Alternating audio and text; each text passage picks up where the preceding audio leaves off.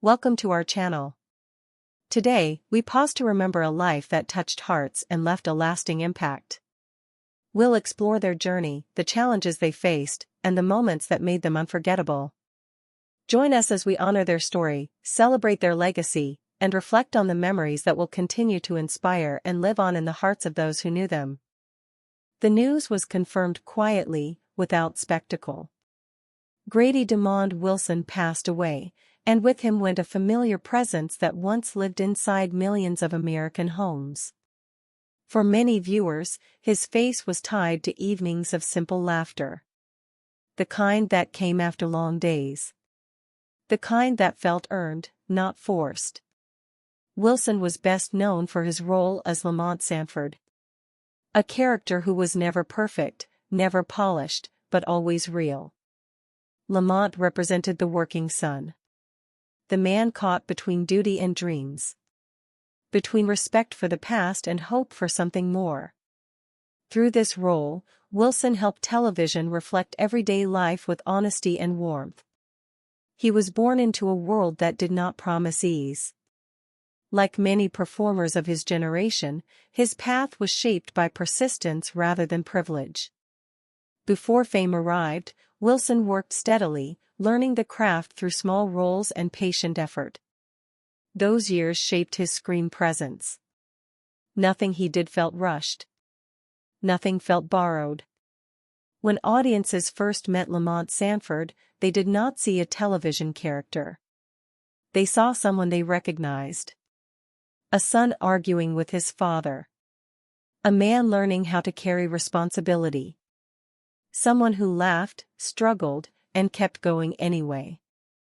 Wilson played him with restraint. He let silence speak. He let emotion sit without being explained. The humor of the show did not come from exaggeration. It came from truth. Wilson understood that laughter works best when it is grounded. His timing was gentle. His reactions felt lived in. He did not need to steal scenes. He belonged in them. As the series grew in popularity, Wilson became part of a cultural rhythm. Viewers planned evenings around the show. Families watched together. Conversations followed. In many homes, Lamont Sanford felt like extended family. That connection was not accidental. It was built through trust. Behind the scenes, Wilson was known as thoughtful and reserved. He approached his work with care. Those who worked alongside him often described him as steady. Someone who listened more than he spoke. Someone who understood the weight of representation during a changing time in television. Following news of his passing, tributes began to appear across social media. One longtime fan wrote, "He made me laugh when life was hard. That matters more than people know." Another shared, "Lamont Sanford felt like someone I grew up with. Losing him feels personal." Former colleagues also reflected on his presence. One actor who worked with Wilson recalled, "Grady brought heart to every scene. He respected the audience.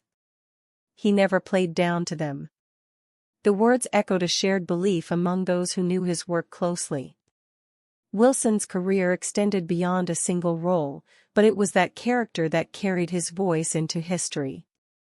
He understood the power of consistency. Showing up. Telling the truth quietly. Letting characters breathe. These choices made his performances age with grace. As television changed, and styles shifted, Wilson's work remained grounded. New generations discovered the show in reruns. The laughter still landed. The themes still felt familiar. Fathers and sons still argued. Love still hid behind stubbornness. Wilson's performance continued to speak. His passing marks the end of a chapter in American television. Not because the screen has gone dark, but because a certain kind of honesty has become rare. He reminded audiences that comedy could be gentle. That humor did not need cruelty. That families, even when flawed, could still hold together. In remembering Grady Wilson, many recall not just the laughs, but the feeling that followed them. A sense of being understood. A reminder that ordinary lives carry meaning. His work offered comfort without asking for attention. Today, his voice lives on in memory. In reruns watched late at night. In laughter shared across generations. In characters who reflected life as it is, not as it is imagined. Grady Wilson will be remembered as a man who brought humor home, and left it there, waiting to be found again. The news arrived softly, without urgency. J. Kennedy had passed away, and the literary world paused in quiet recognition. There were no flashing lights. No sudden noise. Just a slow understanding that a voice many first met in classrooms had gone silent. For decades, Kennedy's words lived on printed pages passed from hand to hand. He was not a poet who demanded attention. He invited it. His poems spoke plainly, often with humor, and always with care. Through simple lines, he taught readers how to listen.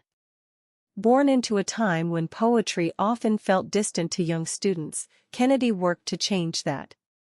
He believed poems should feel human before they felt important. His writing carried warmth. It carried curiosity. It carried respect for the reader. Many first encountered his work in school. A textbook opened. A poem read aloud. A pause in the room. For countless students, that moment became their first real connection to poetry. Kennedy understood that beginning mattered. His poems did not hide behind complex language. They spoke in clear voices. They asked small questions about life, love, and growing up. Teachers trusted his work because students understood it. Students remembered it because it felt honest. Beyond his own writing, Kennedy shaped literature through editing and education. He helped choose which poems entered classrooms. He helped guide how poetry was taught. In doing so, he quietly shaped generations of readers without ever standing in front of them. Colleagues often described him as thoughtful and generous. One former editor shared, XJ believed poetry should welcome people in, not push them away. That belief guided his career. It showed in every page he touched. As news of his passing spread, former students and educators shared their memories. One teacher wrote, "His poems helped my students realize poetry was not something to fear." Another reader posted, "I still remember the first poem of his I read. It stayed with me." Kennedy never chased fame. His presence was steady, not loud. He trusted the work to do what it was meant to do. To reach people quietly. To remain long after the lesson ended. In classrooms across the country, his influence was often invisible but deeply felt. Students learned rhythm. They learned voice. They learned that poetry could speak in everyday language. Many carried that understanding into adulthood. His work also respected young readers. He did not talk down to them. He met them where they were. That choice mattered. It built confidence. It opened doors to literature that once felt closed. As years passed, his poems continued to appear in anthologies and textbooks. New generations read the same lines. The words aged gently. The meaning remained. Literary scholars noted his rare balance of clarity and depth. One critic once wrote, "Kennedy's gift was making poetry feel natural, like conversation." That gift defined his legacy. Though his passing marks the end of a life, it does not mark the end of his voice. His poems remain where they always were. On classroom desks. In worn books. In the memories of those who learned to listen through his words. J. Kennedy leaves behind more than a body of work. He leaves behind confidence in readers. He leaves behind curiosity. He leaves behind the quiet reminder that poetry belongs to everyone. As students continue to open books and read aloud for the first time, his influence remains present. In the pauses between lines. In the understanding that follows. In the calm realization that words, when chosen with care, can stay forever. He will be remembered not for how loudly he spoke, but for how clearly he helped others hear. The moment opens in quiet familiarity. A living room scene. A soft laugh in the background. The kind that feels warm, not loud. Catherine O'Hara's presence has always entered this way, gently, without force, and with a sense of comfort that settles in slowly. For decades, she brought characters to life who felt deeply human. They were awkward. They were flawed. They were kind beneath the humor. O'Hara never chased the joke. She allowed it to arrive naturally, shaped by emotion and timing rather than volume. Her career began with improvisation and ensemble work, where listening mattered as much as speaking. Those early years shaped her approach. She learned how to react, not perform. How to pause, not rush. This became the signature of her comedy. Audiences came to recognize her style quickly. She could play exaggerated characters without losing truth. A nervous smile. A fragile confidence. A moment of silence that said more than words. These details made her work feel real. As her career grew, she moved easily between film and television. Each role carried its own quiet weight. She portrayed mothers, outsiders, dreamers, and strugglers. No matter the setting, her characters felt lived in. Viewers did not watch them. They recognized them. One longtime collaborator once said, "Catherine understands people. She finds humor where empathy lives." That understanding shaped every performance.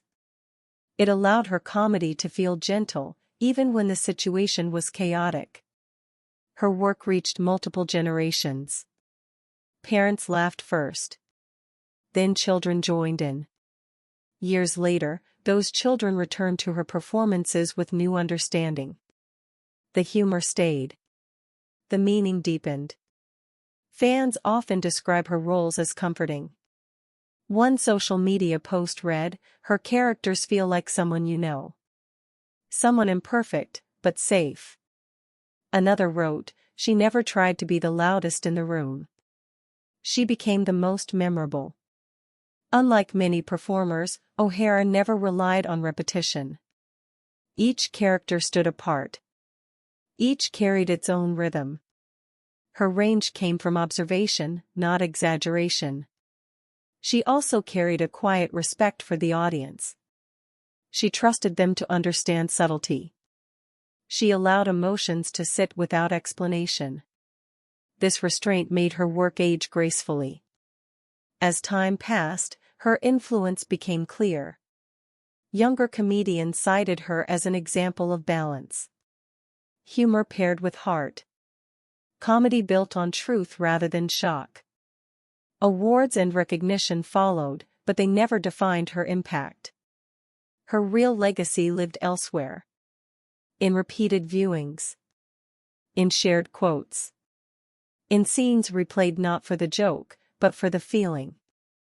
Catherine O'Hara's work reminds audiences that laughter does not have to demand attention to matter. It can arrive softly. It can stay quietly. It can comfort without asking anything in return. Her characters continue to live on screen, unchanged by time. They wait in familiar scenes. In gentle expressions. In moments where humor and kindness meet. She will be remembered as a performer who made space for others. Who found comedy in vulnerability. And who proved that the most lasting laughter is often the kind that speaks in a calm voice, and stays long after the sound fades.